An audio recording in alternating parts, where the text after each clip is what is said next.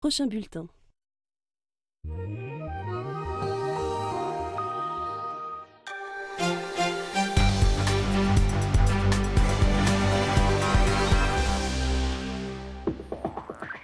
Bonsoir à tous, ravi de vous retrouver pour ce 19-20. Au sommaire de l'actualité régionale, aujourd'hui la canicule, elle est au rendez-vous aujourd'hui et pour les jours qui viennent. Les plus chanceux ont pu profiter des lacs de la région pour se rafraîchir. Ambiance au lac du Bourget en Savoie. Randonnée connectée, une entreprise iséroise s'est lancée dans la conception d'une application pour découvrir la montagne facilement. Easy Mountain, c'est son nom, propose des itinéraires, des informations et des jeux sur smartphone pour les petites balades en famille ou entre amis. À découvrir dans la rubrique éco de Jean-Christophe Solari. Enfin, près de 5000 cyclistes se sont lancés à l'assaut de la montée mythique de l'Alpe d'Huez en Isère aujourd'hui. C'était la 10e édition de l'Alpe d'Huez, le téléthon néerlandais en faveur de la recherche contre le cancer. À 19h30, l'édition nationale présentée par Carole Gessler. Deux grands titres ce soir, des questions et des craintes autour du sauvetage d'Areva. Les réacteurs seront cédés à EDF. L'État s'engage à recapitaliser le groupe. Le gouvernement récuse le terme de démantèlement et promet de préserver l'emploi et les sites industriels. Et puis vous visiterez un village alsacien exemplaire en matière de transition énergétique, chaudière au bois, vélo, voitures électriques. Même Monsieur le maire donne l'exemple dans sa vie de tous les jours. Température estivale dans les Alpes. Aujourd'hui, plus de 30 degrés au thermomètre au plus chaud de la journée. Les plus chanceux se sont rués vers les lacs histoire de se rafraîchir. Écoliers, lycéens ou vacanciers. Ils étaient nombreux à profiter du soleil au lac du Bourget en Savoie aujourd'hui. Chacun à sa façon. À Gerwelsati, Maxime Kemener. Le soleil, la plage et les sportifs sont au rendez-vous. Pour ces militaires, c'est foot, petite mise en jambe avant de reprendre du service. La petite douche. Alors pour le travail d'ici 1 heure. Donc programme de la journée, ça a été footing ce matin, un petit peu de foot, une baignade et après retour aux activités militaires, quoi. Les pieds dans l'eau, tout le monde en profite. C'est le jour idéal pour une pause sportive dans les révisions du bac. Je suis en stage avec l'option EPS de mon lycée et on est venu se décontracter un peu avant le bac pendant les révisions. 32 degrés au thermomètre. Pour les plus fragiles, les consignes sont données. Et bouteille d'eau dans le canoë-kayak aujourd'hui. La consigne c'est ça, de bien boire. Ils ont 2 bouteilles et il faut bien boire. Casquette, lunettes, et voilà. Et on se mouille, on fait des jeux d'eau parce qu'il faut bien se mouiller. Et si le canoë se retourne, c'est pas plus mal. Ça fait du bien. Des fois quand on tombe dans l'eau, on fait « Ah, enfin un peu d'eau fraîche ». D'autres préfèrent profiter du beau temps et de la vue depuis la terrasse, comme ce vacancier suisse. On n'avait pas prévu de s'arrêter ici parce qu'on part dans le Vercors. Et puis la fin aidant, on s'est dit on peut s'arrêter à Aix-les-Bains, tout simplement. Puis le temps, le lac, tout ça, je dirais il y avait tout qui était réuni pour s'arrêter ici. Les températures estivales seront au rendez-vous tout ce week-end. Mais attention, des orages sont prévus en fin de journée. Soulagement du côté de Bourgoin-Jallieu, en Isère. Il y a 10 jours, la tentative d'enlèvement d'une fillette à la sortie d'une école avait mis la ville en émoi. Une enquête avait été ouverte. Elle a finalement révélé qu'il ne s'agissait pas d'une tentative d'enlèvement, mais d'un curieux concours de circonstances. Christian Deville. C'est l'appel à témoins qui a permis d'élucider ce qui est désormais une pseudo-tentative d'enlèvement. Hier, un homme s'est présenté à la PJ de Lyon, chargé de l'enquête, avec un film tourné par une caméra embarquée dans son automobile. Sur les images, une partie de la scène qui s'est déroulée le 26 mai dernier. Une fillette en pleurs sur le terre-place central du carrefour de Boussieux, un homme qui s'arrête et la fait monter dans sa Mercedes, dont le numéro d'immatriculation est facilement identifiable. Les enquêteurs n'ont eu aucun mal à trouver son propriétaire et conducteur, un artisan âgé d'une 60aine d'années habitant Nivola-Vermel. Celui-ci a expliqué qu'il voulait venir en aide à la fillette, seule au milieu du trafic, qu'il l'a donc ramenée aux abords de son école, mais que lorsque la mère l'a aperçue et est venue la récupérer dans son véhicule, il s'est ensuite enfui parce qu'il conduisait sans permis. C'est également pour cette raison qu'il ne s'est pas présenté plus tôt au commissariat. Tout est bien qui finit bien donc. La mère de la fillette a retiré sa plainte et a même exprimé le souhait de rencontrer l'automobiliste bienveillant pour le remercier. Le projet ferroviaire Cevas cherche une identité. Les franco-suisses sont appelés à se prononcer par référendum cette semaine. Il s'agit de donner un nom au futur RER qui reliera Annemasse à Genève toutes les 10 minutes en 2019. Ingrid Pernet-Duparc, Serge Vorette. Il y a 4 propositions, Seva Express, Léman-Nice, Léman Express, puis Réseau ferroviaire, Léman Express. Voilà donc les 4 noms proposés au chaland de la gare de Genève-Cornavin, mais aussi sur Internet. Un nom à choisir qui doit devenir un réflexe. Et c'est d'ailleurs pour cela que le conseiller d'État genevois au transport a choisi Réflexe. Un réflexe qu'on espère massif pour que justement on décharge un petit peu nos routes. Hein. Ce n'est pas seulement sur le territoire genevois et suisse, ça va bien au-delà. C'est aussi à Annemasse, c'est aussi à Bellegarde, où il y a ces flots de voitures qui viennent continuellement un petit peu de l'extérieur, autant du canton de Vaud que du côté français. Alors je pense que la région devrait avoir par la suite un bon réflexe, donc j'ai choisi ce nom. Il s'agit donc bien de séduire le client potentiel qu'on attend nombreux, voire très nombreux, entre Annemasse et Genève. Aujourd'hui, la gare d'Annemasse va passer environ 300 000 voyageurs par an. Demain, c'est-à-dire en 2019, on annonce, et c'est les CFF et la SNCF qui l'annoncent, on annonce entre 4 et 5 millions de voyageurs par an. On va changer de fonctionnement dans cette région. Aujourd'hui, on vit dans les embouteillages, on vit avec une qualité de l'air qui n'est pas extraordinaire. Demain, c'est autant de pollution en moins, autant d'embouteillages en moins, vivement que le Seva arrive avec son nouveau nom. En attendant, ce sont surtout les travaux qui avancent. La prochaine étape, c'est le jeudi 11 juin. La région Rhône-Alpes annoncera qui du constructeur de rames français ou suisse elle choisira. Quant au nom futur du Seva, il sera officiellement dévoilé le 19 juin. Jean-Christophe Solari nous a rejoint pour la chronique écho de la semaine. Bonsoir Jean-Christophe. Bonsoir Daniel. Alors on commence avec, aujourd'hui, on va appeler ça comme ça, la rando connectée. Effectivement Daniel, quel parent n'a pas eu des difficultés à emmener son enfant en montagne, hein? Vous connaissez le problème, je ne veux pas y aller, on s'ennuie, il n'y a rien à faire et puis de toute façon on va se perdre. Eh bien, une jeune entreprise grenobloise, Easy Mountain, a trouvé la réponse. C'est Mike, c'est une application mobile pour la randonnée avec des jeux et un GPS intégré. Alors pour tout comprendre, on a enfilé nos chaussures de randonnée avec Yves Mariglo. Des promeneurs sur un chemin, pas de carte à la main, mais un smartphone avec une application Mike's. C'est elle qui va orienter les marcheurs vers le parcours de leur choix. Il faut prendre à gauche apparemment. Sur l'écran, un traceur GPS. Il conduit les randonneurs depuis leur domicile jusqu'au point de départ de la promenade et surtout le parcours ensuite. Une prise en charge totale de l'itinéraire avec une précision à 5 mètres près. Voilà qui permet aux nombreuses personnes qui ont peur de se perdre en montagne de prendre leur sac à dos pour une balade en toute sérénité. On est toujours placé et au fur et à mesure qu'on avance, on a une situation en temps réel avec le temps qu'il nous reste à faire par rapport à la rando et le pourcentage qu'on a fait du parcours. Ça permet d'anticiper si on est un peu plus long ou un peu plus rapide, savoir si on peut se faire une pause pique-nique ou s'il faut mieux qu'on accélère pour arriver avant la nuit. Le public visé par les fondateurs d'Easy Mountain, les familles et les marcheurs du dimanche. Pour rendre la promenade ludique et instructive, ils ont imaginé des quiz à leur intention. L'orchidée. Le mot orchidée vient du grec orchis. Que veut dire orchis? On travaille pour les générations futures en fait. C'est-à-dire que c'est pas facile actuellement où tout est immédiat et compagnie de faire marcher des enfants. Là, par le fait des quiz et compagnie, ça permet aux enfants de s'intéresser à l'activité. Enfin, c'est interactif, un peu comme on ferait avec un accompagnateur, en moins complet bien sûr, mais il y a quand même un petit peu de ça. Et puis ça permet aussi aux adultes de pouvoir jouer l'apéro. C'est quand même important. Il a fallu 3 années de travail à l'équipe pour développer l'application, choisir des parcours faciles, les renseigner, les enrichir d'informations. Tout cela se fait ici, dans les locaux de cette pépinière d'entreprise, le Tarmac, à Mélan. Aujourd'hui, la jeune société a réussi à créer une petite communauté autour de son application. Aujourd'hui, on démarre, on a 2000 membres dans la communauté, on a 250 parcours sur le quart sud-est et on a des citadins, on a des amoureux de la nature et la bonne surprise c'est qu'on a 30% aussi de Parisiens qui utilisent notre solution pour découvrir le Vercors et le Luberon par exemple. Ce beau succès éveille l'intérêt des offices de tourisme des stations de ski.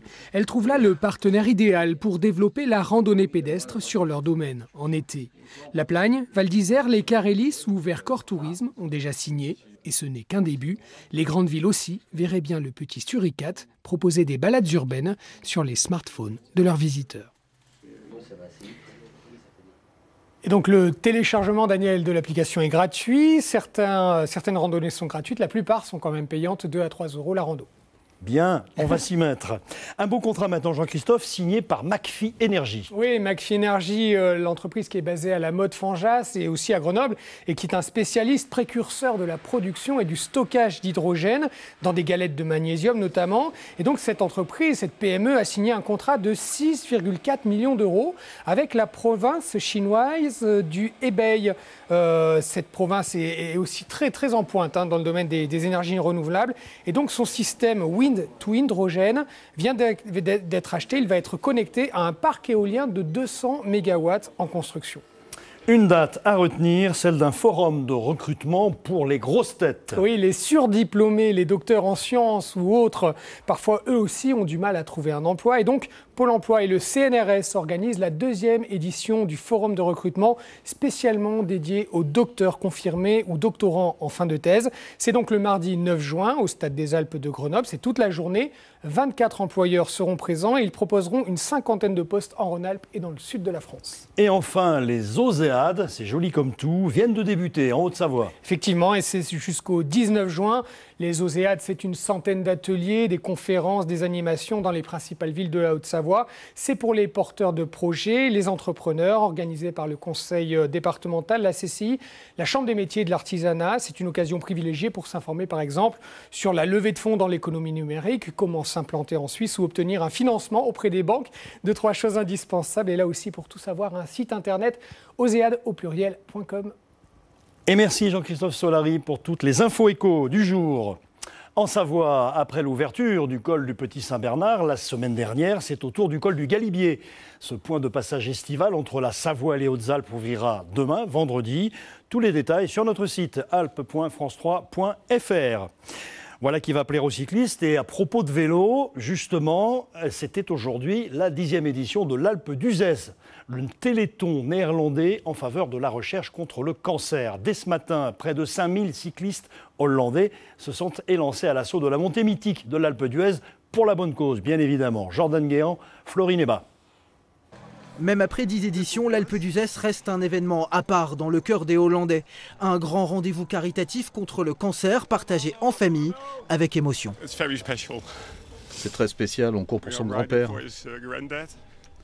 Il est mort il y a 4 ans d'un cancer. Et c'est pour ça qu'on est sur vélo aujourd'hui.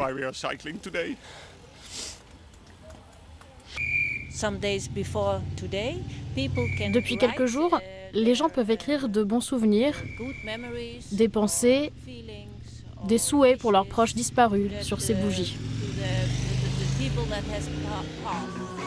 Toute la journée, 5000 personnes ont donc grimpé l'itinéraire, celui du Tour de France, les 21 virages mythiques de l'Alpe, répétés jusqu'à 6 fois, avec un entraînement plus ou moins sérieux. Je suis de Rotterdam, alors nous avons le pont de Brienord. C'est 2% la pente. Alors ça un peu là c'est 14. Ouais, je sais. Alors c'est quand même une différence. C'est une sorte de pâte sucrée pour prendre des calories et de l'énergie très vite assimilables. Parce qu'à chaque fois que tu grimpes, tu brûles environ 1500 calories.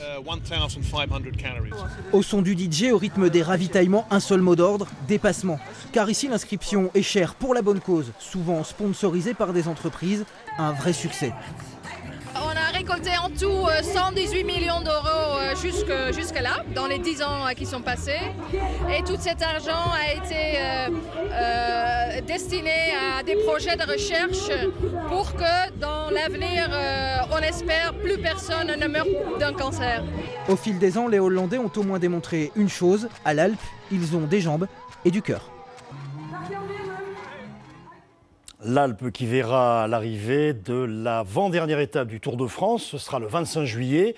Les organisateurs du Tour ont confirmé aux gens de l'Alpe que l'arrivée aurait bien lieu au sommet, même si le tunnel du Chambon ne pouvait pas rouvrir. C'est ce que nous confirme Fabrice Hurt, directeur de l'Office du tourisme de l'Alpe. Le Tour, de toute manière, passera à l'Alpe d'Huez et arrivera à l'Alpe d'Huez quoi qu'il arrive, ça c'est certain. Après, on est en train de regarder différentes versions. Aujourd'hui, l'ensemble des techniciens du département, du conseil départemental, nous donne une date d'ouverture qui permettra sans aucun problème. Bien évidemment, si les contraintes restent les mêmes à ce jour et les conséquences qu'on peut avoir géologiques, l'ouverture doit se faire entre le 15 et le 20. Donc le 25, on a encore 5 jours de marge, donc tout va bien. Si jamais ? Et si jamais, je pense que le Tour de France a prévu des solutions bis pour arriver chez nous. Il y a d'autres possibilités de le faire. Mais comme je dis, on a l'assurance que le Tour arrivera à l'Alpe d'Huez le 25. De manière, c'est incontournable, autrement il n'arrive pas à Paris le lendemain. Incontournable. Fini les vacances pour l'équipe de France de ski alpin. Les skieurs ont entamé la phase de préparation physique au programme vélo et ski à roulettes entre autres. Et pour la première fois, les slalomeurs et géantistes pratiquent leur séance de récupération au Thermes d'Alvar en Isère. Jolie promo pour cette station. Céline Serrano, Didier Albrand. Vu comme ça n'a pas l'air bien violent la vie de sportifs de haut niveau. Mais avant de s'échouer sur ces gros coussins, ils ont parcouru 50 km à vélo et monté le col du Grand Cucheron en ski à roulettes. Et maintenant, il s'agit de tester leur variabilité cardiaque. Un sportif, normalement, il doit avoir la capacité à monter très fort, mais à redescendre très vite. Pratique respiratoire de gestion du stress, la cohérence cardiaque est un nouvel outil proposé par le directeur des Thermes d'Alvar. Et les algorithmes passionnent skieurs et staff technique. On essaie d'avoir des indications sur l'état de forme de nos athlètes. Et la deuxième information qu'on peut avoir, c'est essayer de trouver des moyens, en tout cas pour jouer sur la fréquence cardiaque et la respiration, pour arriver à des retours au calme qui soient assez efficaces. C'est des similitudes qu'on peut avoir en ski alpin dans des périodes de stress déjà général et aussi de stress musculaire. C'est la première fois qu'ils ont droit à des séances de récupération thermale après l'entraînement.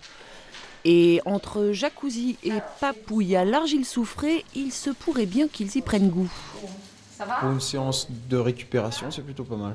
D'habitude, c'est se baigner dans le lac et un bain froid, c'est 10 degrés, et voilà. Muscu, cardio, aérobie et détente, cette semaine loin des pistes pour entretenir la machine à gagner. C'est un bloc physique qui est assez conséquent et qui est assez important. Ça, c'est une bonne chose pour nous, c'est-à-dire que le physique est quand même quelque chose de primordial dans notre sport. Et si on peut vraiment s'impliquer et s'appliquer sur cette partie-là, eh ben, ça peut être bénéfique durant l'hiver. Mais le retour sur les skis n'attendra pas l'hiver, ce sera dès la mi-juillet sur le glacier des Deux Alpes. Direction Voiron, toujours en Isère, où se préparent les meilleurs grimpeurs tricolores du Pôle France Escalade. C'est là-bas que s'entraîne Anouk Jobert, 21 ans. Cette jeune Stéphanoise a pulvérisé le record du monde d'escalade de vitesse lors des derniers championnats de France. Catherine Doldamiron et Nathalie Rapuc. 2 mètres à la seconde. Anouk Jobert sprint à la verticale.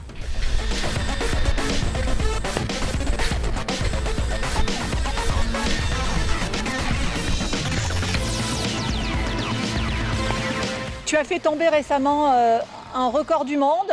Avec quel temps ? Là, mon meilleur temps actuellement, c'est 7,62 qui a été officialisé. Pour ça, une qualité essentielle. L'explosivité. Après, il y a la coordination, la fréquence de mouvement, la force.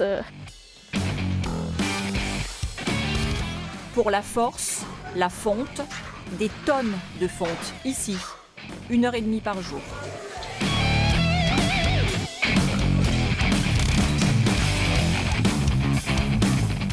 À peine un semblant de répit quand elle joue la cobaye dans son école de kiné. Moi, je passe beaucoup de temps dans le sport, mais il faut aussi assurer ses arrières parce que je ne vais pas gagner ma vie grâce à l'escalade.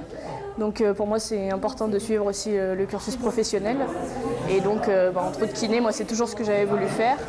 Pensionnaire du Pôle France depuis 5 ans, Anouk bénéficie d'un emploi du temps aménagé car le rythme est soutenu pour cette championne à l'ascension fulgurante. L'escalade, elle l'a commencé au collège, en 4e seulement. D'abord, elle a des bonnes qualités physiques, mais aussi très bonnes qualités mentales et qui ont permis de tout de suite pouvoir comprendre ce qu'on lui disait, comprendre les conseils qu'on lui donnait et de pouvoir les mettre rapidement en application. La voix, toujours la même, elle la connaît par cœur. Au sol, elle vit sa course. À vos marques. Prêt. Moi, c'est surtout au niveau des compétitions que la vitesse me plaît parce qu'on est vraiment dans la dualité avec l'adversaire qui est juste à côté. Et moi, c'est vraiment ça, sentir la concurrence à côté de soi qui nous pousse justement à avancer plus vite. Et c'est plus présent en vitesse qu'en difficulté. Meilleure française depuis 2 saisons, la Stéphanoise de 21 ans vise la première place mondiale. Sur sa voie, les redoutables filles de l'Est, russes ou polonaises, elle a quelques compétitions devant elle pour leur montrer qui est la plus rapide. Et à Grenoble, ce week-end aura lieu la première fête des Tuiles, un rassemblement populaire encouragé par la nouvelle municipalité pour raviver l'esprit frondeur des Grenoblois. Historiquement, le jour des Tuiles était le premier soulèvement populaire contre Louis XVI qui conduira à la Révolution française. Dans les quartiers de Grenoble, on se prépare déjà au défilé. Jean-Christophe Solari, Antoine Marnas. Ils battent le rappel, les enfants de la Batoukavie de la Villeneuve. Le rappel pour la fête des Tuiles, samedi sur le cours Jean Jaurès, Libération. L'évocation carnavalesque du soulèvement du peuple grenoblois contre Louis XVI le 7 juin 1788. Ce jour-là, les Grenoblois protestent contre une réforme qui affaiblit les pouvoirs du Parlement de la ville. Depuis les toits, ils lancent des tuiles sur les soldats du roi. Ce sont les prémices de la Révolution française. Au cœur du quartier de la Villeneuve, les géants se sont ranimés. Ils emmèneront avec eux l'esprit frondeur des quartiers populaires. Les quartiers se rencontrent, c'est la participation citoyenne, c'est aussi un esprit novateur, alternatif, réactif, participatif de l'ensemble des quartiers de Grenoble et de l'agglo. Parce qu'il y aura un défilé, mais il n'y aura pas qu'un défilé ? Il y aura un défilé, oui, mais qui viendra ponctuer, contribuer à l'animation d'une fête qui sera exceptionnelle, dans laquelle il va y avoir des jeux, il va y avoir des projections, il va y avoir des animations, du sport, de la musique, du chant, plein de choses. Et des couleurs, beaucoup, avec des bonnets phrygiens et des ponchos pour tous les participants au défilé. Cela fait 2 mois qu'ici, on s'active à l'atelier couture. Ils vont servir pour les personnes qui seront derrière les chars. Chaque secteur, en fait, aura une couleur de poncho et par char aussi. Et comme pour tout carnaval, chaque quartier rivalise d'ingénuité pour créer ses chars. Ici, à Malherbe, un arbre à bras. Mais non, j'ai pas tu veux pas, ça va être rigolo. Ça va être rigolo, regarde, même si ton copain il dit que ça va être rigolo. Là, quartier de la Renaudie, à Saint-Martin-d'Air, un château de contes de fées avec reines et rois en habits de papier. J'y êtes déjà. Ah oui, super. Mais c'est génial de s'amuser, de garder son âme d'enfant, de ne pas se prendre la tête avec ces vies d'adultes où on est obligé tous les jours de penser, de réfléchir. Là, on ne réfléchit pas, on s'amuse. Et c'est ça qui est génial. Une soif de rire qui ne demande qu'à être partagée. Les festivités débutent dès 10h du matin pour finir en soirée dansante après la tombée de la nuit. Le phénomène des brass bands. À l'origine, c'était des orchestres de cuivre de mineurs qui rassemblaient des joueurs amateurs de tous les milieux. Largement médiatisé par le film britannique Les Virtuoses, le principe revient au goût du jour. Exemple, à Villarbonneau, en Isère, Isabelle Colbrand et Franck Serroni. Ok, on est prêt? Concerto de Aranjuez surnommé La Grande Rousse. 1, 2, 3, 4.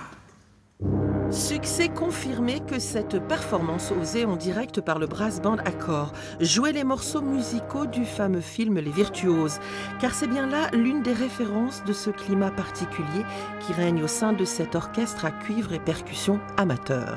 À Villarbonneau, ils sont une trentaine à venir ainsi partager leur passion de la musique, tous d'horizons divers, mais dans la vraie tradition d'un brass band. C'est une origine qui est tirée des mines et toute l'activité qui se déroulait autour des mines.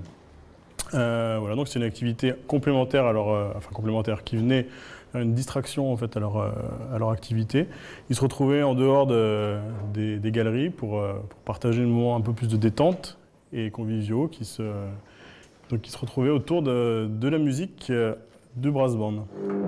À l'origine d'Accor, l'ouverture de l'école de musique, directement issue de l'entreprise, celle des papeteries de France.